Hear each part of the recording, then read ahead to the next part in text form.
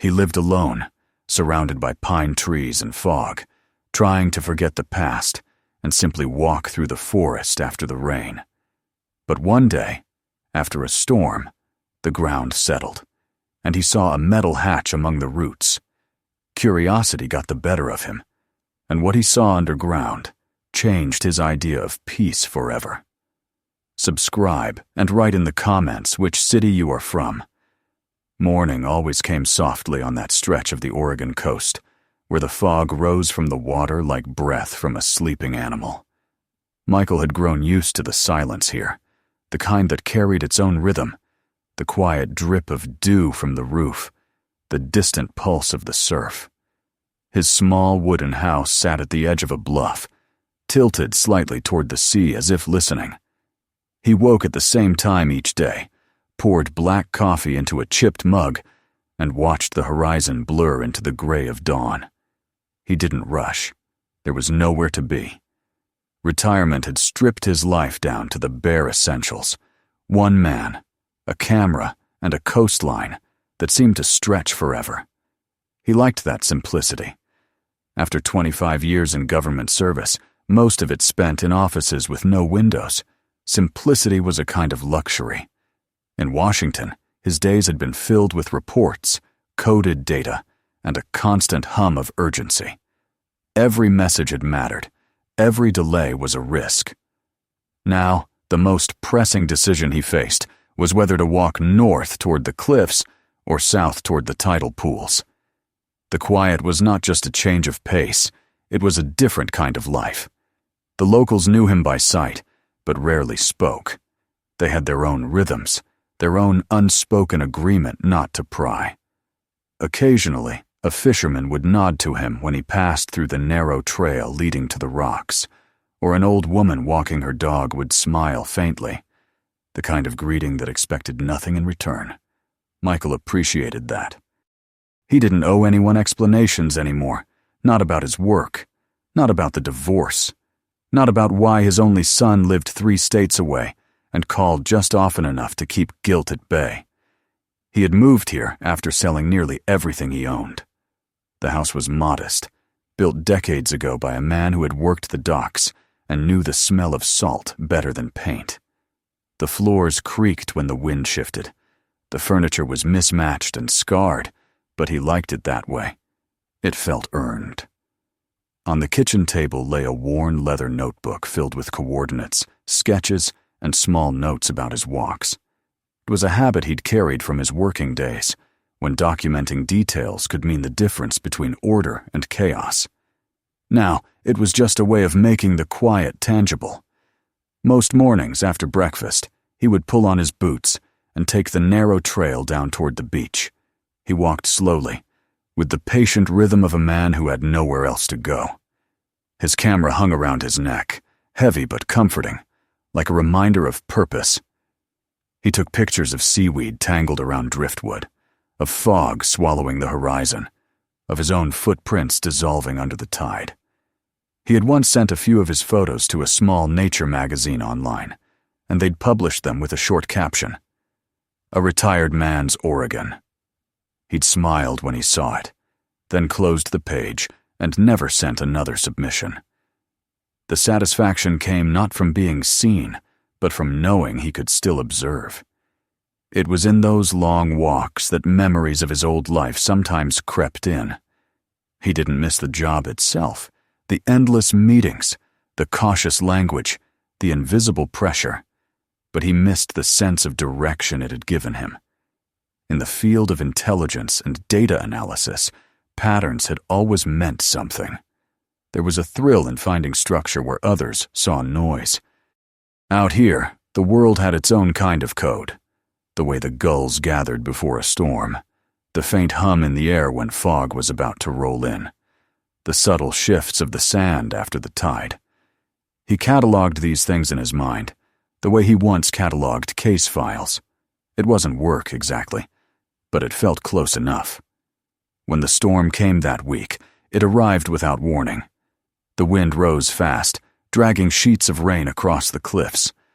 The sea turned dark, the kind of black that looked alive. Michael stayed inside, watching through the window as the waves struck the rocks hard enough to send spray over the bluff. He could feel the vibration through the floorboards. The next morning, the world looked different. The air smelled raw and clean. The beach had changed shape. The sand line lower, the rocks exposed like bones. He set out just after sunrise, his camera slung over his shoulder, expecting only to capture the aftermath. The tide had pulled back far enough to reveal parts of the shore he hadn't seen before. Branches and debris littered the path. As he stepped around a pile of wet seaweed, a glint of metal caught his eye. It was out of place among the stones, too geometric, too deliberate. He crouched down. The metal was smooth, dull gray, about a foot across, and partly buried in the sand. He brushed away the grit and saw what looked like the corner of a square plate, the edge of a hinge. The shape reminded him of something mechanical, something that belonged to infrastructure, not wilderness. He ran his fingers along the surface. It wasn't corroded. The metal was solid and cold, the kind used in construction meant to last decades. He frowned. This part of the coast was supposed to be empty. No pipelines, no utilities, no old bunkers. He sat back on his heels, staring. The air was still, the only sound the faint crash of distant waves. Instinct stirred in him, the same instinct that used to wake when he came across an anomaly in a report, a detail that didn't fit. His mind began assembling possibilities. An abandoned storm drain, an old research facility, something left over from coastal defense programs. It was ridiculous, maybe, but the habit of deduction was too ingrained to resist. He stood, looked around, and saw no one. The cliffs loomed above, jagged and damp, and the sand beneath his boots was untouched, except for his own footprints. He hesitated, then leaned down and tried the handle. It resisted at first, sealed tight with rust or time, but then gave a faint metallic creak. The sound was swallowed by the wind. Beneath the plate, a square of darkness opened, a vertical shaft, narrow and lined with metal. A ladder descended into it, its rungs disappearing after a few feet. He felt a rush of cold air, heavy with the smell of iron and sea. For a moment he thought about climbing down. He even placed one hand on the top rung, testing its strength. But an unease crept up his spine. Not fear, exactly, but awareness. He had learned, long ago, that curiosity could be dangerous in the wrong place. There was a difference between observation and intrusion. He exhaled, stepped back, and carefully lowered the plate back into position. The lid shut with a low, hollow thud. The rest of the walk passed in silence. His mind was already cataloging. Location, approximate size, condition, smell, temperature. He tried to convince himself it was nothing, maybe an old stormwater control hatch, but something in him knew better. The craftsmanship of that lid, the absence of corrosion, it was too deliberate, too recent. That evening, he couldn't let it go. He sat at his desk with his laptop open, the room dim except for the light from the screen. He typed the coordinates he'd memorized into a map application, zooming in and out, cross-referencing topographic data. The area appeared blank, just coastline and vegetation. No utility markers, no public access routes. He tried government archives, old coastal defense records, environmental surveys. Nothing. It was as if that piece of land didn't officially exist. He poured himself another cup of coffee and leaned back in his chair. He remembered conversations from his earlier years, colleagues mentioning off-grid sites, communications bunkers, sealed test points left behind after the Cold War. They were supposed to have been dismantled decades ago, but things had a way of slipping through paperwork. He'd seen enough in his time to know that not everything written as decommissioned truly was. He opened his leather notebook and drew a small square to mark the location, labeling it simply Unidentified hatch. Northern shore. Approximate coordinates. Below it, he wrote, almost automatically. Condition: intact. Purpose: unknown. Action: observe. When he set the pen down, he realized his pulse had quickened. It felt absurd, an old man making field notes about a piece of forgotten metal, but it was the first time in years he'd felt that peculiar spark of alertness. He closed the notebook, stood, and went to the window. Outside, the fog had begun to creep in again, swallowing the shape of the sea. The house was silent except for the faint hum of the refrigerator. He watched the horizon until it disappeared completely. Somewhere beyond the darkness, beneath the sand and stone, a ladder led down into the earth. He told himself it didn't matter, that it was just another relic lost to time. Yet even as he turned off the light and went to bed, the image stayed with him. The cold metal under his fingers, the faint echo of air moving through a hidden space.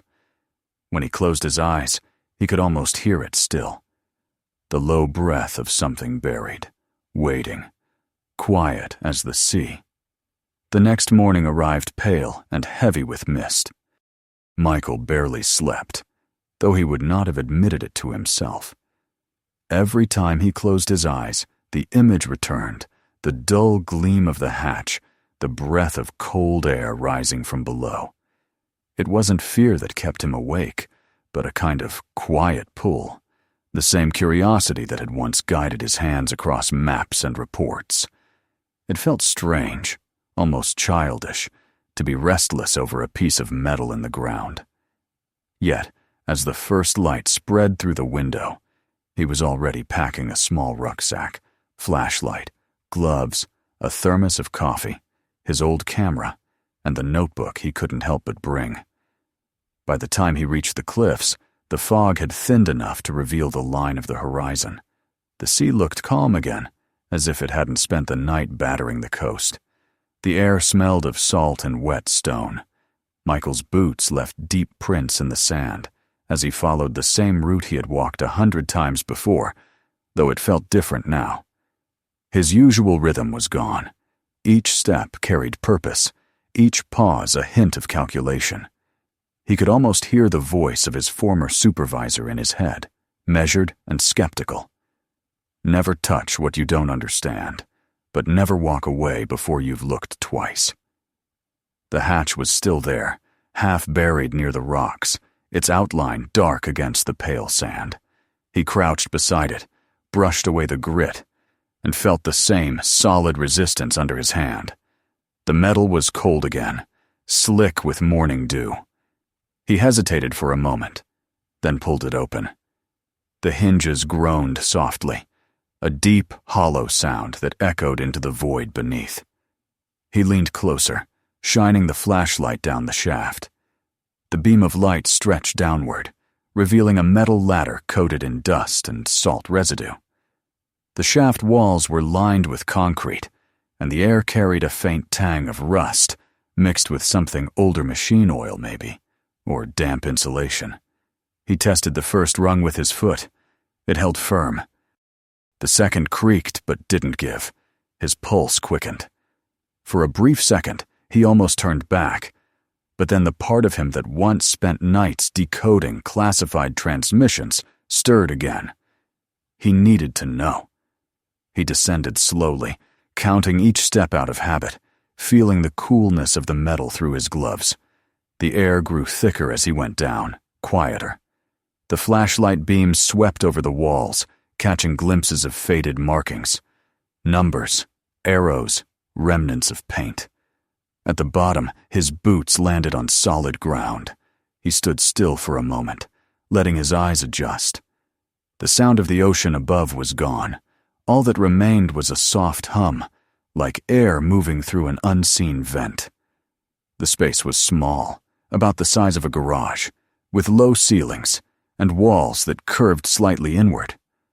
Old pipes ran along the sides, some dripping, others broken and rusted through. There were tables, 2 metal ones bolted to the floor, covered in dust and the remains of equipment he couldn't immediately identify. A few cables hung from the ceiling, swaying faintly in the current of air that seeped through a crack near the far wall. Everything looked abandoned, untouched for decades, and yet it wasn't entirely dead. On one of the tables, beside a layer of thick dust, sat a clear plastic bottle half filled with water. Next to it, a small pack of batteries, modern ones, clean and new. The sight stopped him cold. Someone had been here, and not long ago. He stepped closer, studying the scene. The bottle had a faint ring of moisture beneath it, as if it had been placed there recently. No labels, no markings. He ran his fingers lightly over the batteries. They were unused. He knew the type. They'd only been on the market for a few years. He felt a chill, not of fear, but of recognition. It was the feeling of encountering a clue in plain sight, an unfinished equation waiting for context. Whoever had come here had reason to keep the place intact. Maybe a researcher, maybe a drifter, maybe someone with access. The possibilities branched out in his mind, forming networks of logic like the data maps he used to analyze. But this time, there was no report to write, no team to brief. Only him. He turned his light toward the wall behind the table. There were faint outlines there, painted letters mostly peeled away. He could make out fragments. COM. Link. Store. Communications link storage. He wasn't sure. The bunker, if that's what it was, might have once been part of a larger network along the coast. During the Cold War, the U.S. had scattered hundreds of small installations for signal interception and coastal defense. He'd read the files once, decades ago. Most were sealed and forgotten by the 1980s. But things like this had a way of outlasting their paperwork. He knelt beside a broken console, brushing away the layer of grime. Beneath the dust, he saw a label plate screwed into the surface, the letters barely legible. Unit 7C. Relay node. The words triggered a faint memory, something from an old project, a map he once reviewed showing test sites for emergency communications. They were supposed to be inactive. But if this one had survived, someone might have been maintaining it unofficially. The question was, why? He straightened up, feeling the stiffness in his knees, and took a slow breath. The air tasted metallic, faintly stale but breathable. He realized, with some irony, that he'd automatically begun forming a mental report. Structure integrity, contents, anomalies, evidence of human presence. He reached for his notebook, flipped it open, and began jotting down quick notes in small, neat handwriting. The words flowed easily, his old language returning without effort. It was almost comforting. He stopped only when he realized how steady his hands were. A sound broke the stillness, a faint drop of water from a pipe, echoing sharply in the enclosed space. He froze, listening. Nothing else followed. He exhaled and let the tension ease from his shoulders. His flashlight caught a narrow passage leading away from the main chamber, half collapsed and clogged with sand. He shone the beam down it, but saw only darkness and debris. He decided not to push further. Not today. He knew enough for now. Climbing back up was slower than going down. The rungs felt colder, the air heavier. When he finally emerged, the sky had cleared, and the sun was a pale disk through the clouds. The hatch seemed almost ordinary again, just a piece of forgotten metal surrounded by rocks. He lowered it gently into place and sat nearby for a while, sipping from his thermos. The coffee was lukewarm, but it steadied him. He looked out at the sea. It stretched endlessly, calm and indifferent. The line of the horizon was sharp now, cutting the sky cleanly in two. He felt a strange calm settle over him, the kind that followed adrenaline. The discovery didn't scare him, it grounded him. For the first time in years, he had something that stirred him awake, Something he could think about, examine, make sense of. Back at home, the late afternoon light filled the living room. He set his notebook on the table and opened it to a fresh page. He began writing a summary, just as he used to after field inspections. Date, April 12th. Location, Northern Shore, below Cliff Section 3B. Entry point confirmed. Interior, one room, partial collapse. Presence of modern materials, bottle, batteries. No evidence of habitation, but recent access confirmed. Condition stable. Recommendation: observe from distance. He paused after finishing the note. The handwriting looked the same as it had years ago. Precise, compact, unhurried. He felt a flicker of self-awareness. He was doing it again, slipping back into procedure, as if this quiet retirement had just been a temporary assignment. He almost smiled at the thought. That evening, as darkness returned, he sat on the porch with a blanket over his shoulders, listening to the sea. The wind had calmed, carrying the soft rhythm of waves. He thought about calling someone, maybe an old colleague, someone who might still be in touch with the agencies, but he dismissed it. There would be no way to explain it without sounding paranoid. He didn't have clearance anymore, and even if he did, no one would care about a forgotten hatch by the ocean. The world had moved on. He looked toward the faint outline of the cliffs in the distance. Somewhere under that dark ridge lay the small room, quiet and waiting. Someone had been there recently, and maybe they would return. But that wasn't his problem. The thought that once would have triggered a report now only brought a faint curiosity. He could let it be. He closed his notebook, turned off the porch light, and sat in the dark for a long time. The night was cool, the air damp with salt. A gull cried somewhere far off, its voice carried and broken by the wind. He felt oddly alive. The quiet no longer seemed empty. It hummed with possibility. When he finally went inside, he left the notebook open on the table. The last line he'd written glowed faintly in the light from the window. Decision. Observe. It wasn't an order anymore, just a reminder to watch, to stay awake, to keep the part of himself that still sought meaning from fading completely. That night, he dreamed he was walking through corridors again, narrow and echoing, with water dripping steadily from above. The beam of his flashlight trembled across the walls, revealing nothing but gray concrete and shadows. And somewhere ahead, beyond the bend, came the sound of waves, low and rhythmic, as if the ocean itself breathed through the stone. When he woke, it was still dark, but he could hear the same rhythm outside his window. The tide moving in, whispering against the shore like a voice he almost understood. The morning light fell thin and colorless through the window when Michael woke. His first thought was of the cliffs. It came before coffee, before the stiffness in his knees reminded him of age, before the ordinary weight of routine had a chance to return. The hatch had found its place inside him, just as his work once had. A quiet, persistent awareness humming beneath everything else. For 2 days he had managed to stay away, convincing himself that there was nothing left to see. But reason was rarely enough to quiet instinct.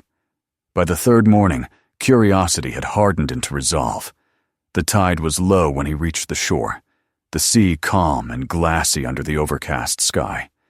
He followed the familiar path along the rocks, noticing the small changes that came after every storm. New stones overturned, fragments of seaweed, driftwood tangled like bones. The air carried a chill sharper than before, and the smell of salt clung to his clothes. As he approached the site, his steps slowed. Even from a distance, he could tell something was different. The hatch wasn't as he had left it. It sat slightly ajar, the lid tilted enough to catch a sliver of light. The sand around it bore faint impressions, footprints, pressed deep and smudged by the wind. They were fresh. His pulse quickened, though not from fear. He crouched, tracing one of the prints with his gloved hand. The size suggested a man, heavier than himself, and there were more than one set of impressions overlapping. Whoever had come here hadn't been alone. He lifted the hatch and leaned over the opening. The air that rose from below was colder than before, carrying the same metallic tang, but mixed now with something faintly chemical, like oil or cleaning solution. He hesitated only long enough to take a deep breath, and then began his descent. The ladder was slick in places, the metal damp, but it held firm under his weight. When he reached the bottom, the beam of his flashlight swept over the room, and his heart gave a small, sharp jolt. The space was cleaner. Dust that had thickly coated the surfaces before was gone from the center of the floor, as if swept aside by a broom. The bottle of water that had sat on the table was gone. In its place stood a metal thermos, old but polished, upright and deliberate. He walked forward, the sound of his boots echoing softly against the concrete. The air felt different, as though someone had been breathing it not long before. He shone the light toward the far corner. There, where before there had been only debris, sat a small stack of papers tied together with string. He knelt beside it and untied the knot with slow, careful fingers. The pages were yellowed, edges curled from damp, but the ink on some looked surprisingly recent. The top sheets were filled with columns of numbers and handwritten notes, maintenance schedules, ventilation adjustments, simple mechanical logs. On one page, near the bottom, a newer hand had written in pencil, "Checked. Operational." Michael stared at the words for a long time. He didn't know what system the note referred to or who had written it, but the implication was clear. Someone was maintaining this place, quietly, methodically, without oversight or record. It wasn't an accident or a relic. It was alive in its own strange way. He felt the air move faintly through the room again, the same low hum from unseen vents whispering against the walls. He sat on the edge of the table, the paper still in his hands. For the first time since his retirement, he felt the full weight of what he used to be. A man who had once made decisions about things most people never knew existed. Secrets had been his trade, both gathering and protecting them. And here, by chance or by fate, he had stumbled into one again. He wasn't sure whether that realization comforted him or unsettled him. He took a slow sip from his own thermos, the coffee lukewarm but grounding. The silence pressed around him, heavy yet intimate, as if the walls themselves remembered voices. He found himself wondering who the last person to stand here had been, and what they were guarding. A part of him wanted to dig deeper, to trace connections, to find meaning. Another part, the tired, older part, understood the futility of that impulse. Some things were built to stay unseen. He replaced the papers exactly where he'd found them and turned toward the ladder. Before climbing, he let the beam of his flashlight rest once more on the empty corners of the room. He whispered, almost without meaning to, a habit from the old days when leaving a site meant leaving it untouched. No interference, no record. The words sounded small but final in the hollow air. The climb upward was harder this time. His shoulders ached halfway through, and he paused, resting against the cold metal. The light above seemed distant, unreachable for a moment. When he finally emerged, the world greeted him with a sudden gust of wind and the cry of gulls. The sea had darkened, the tide beginning to rise again, washing closer to the rocks. He closed the hatch carefully, sealing it shut, then pulled a few nearby stones and pushed sand over the surface until the metal was hidden. Standing there, he realized how calm he felt. He had found his answer, though it wasn't the kind that fit neatly into a report. The bunker existed. Someone maintained it. That was all. Whether it was for science, defense, or simple routine no longer mattered. What mattered was his choice to leave it be. As he walked back along the trail, the sound of the surf grew louder, filling the spaces where his thoughts might have been. He felt no urge to tell anyone, not the authorities, not the locals, not even his son. The world didn't need another discovery it wouldn't understand. It needed perhaps a few things left untouched, still breathing quietly in the dark. That evening he sat by the window, the notebook open before him. He wrote slowly, deliberately, as the sky outside deepened into twilight. "Third visit," he began. Activity confirmed. No threat indicated. Decision: no further action. Cover site: preserve integrity. The words looked simple on the page, stripped of emotion, but they carried a sense of closure he hadn't expected. He closed the book and placed it beside the old camera on the table. The urge to document more, to investigate further, faded with the light. Days passed. A new storm came, fierce and sudden, hammering the coast for hours. When the skies cleared and the wind died, he walked the same path again, partly from habit, partly from something like reverence. The sand had shifted, reshaping the shore. Where the hatch had been, there was now only smooth earth, sealed by nature's hand. He stood for a long while, tracing the place in his mind, but there was nothing left to see. He sat on a rock overlooking the water, the waves glittering in the late afternoon sun. He took a photograph. Not of the hatch, not of the cliffs, but of the horizon itself, a line of silver dividing the sky and sea. It looked plain through the viewfinder, almost meaningless. But when he clicked the shutter, he felt that quiet satisfaction again, the sense of having recorded something true. Back at home, he printed the photo and pinned it above his desk. Beneath it, on the same tack, he placed a small slip torn from his notebook. Sometimes the best way to protect something is to let it rest. The days that followed returned to their quiet rhythm. He made his coffee, took his walks, sent no more notes into the world. The ocean went on shifting, erasing and remaking the edges of the land. Yet something inside him had changed. The restlessness that had shadowed him for years had eased. He didn't feel the need to search anymore, not for answers, not for purpose. One evening, near dusk, he walked out onto the bluff and watched as the sun sank behind the clouds. The air smelled faintly of rain.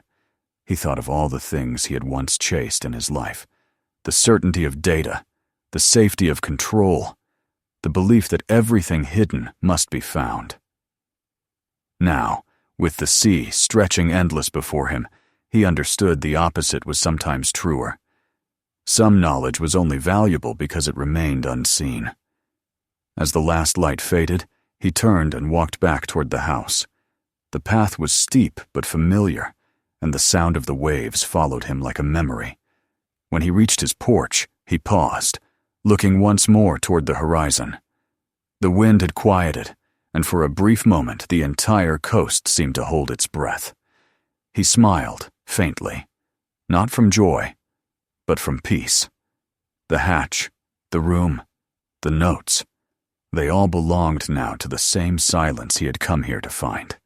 He stepped inside, leaving the door open just long enough for the sea air to follow him in. The night would be long and still, but it no longer felt empty. It felt complete. If this story stayed with you, make sure to subscribe so you don't miss what's coming next. Take a moment to watch the next video waiting for you, and share this one with someone who loves real stories as much as you do.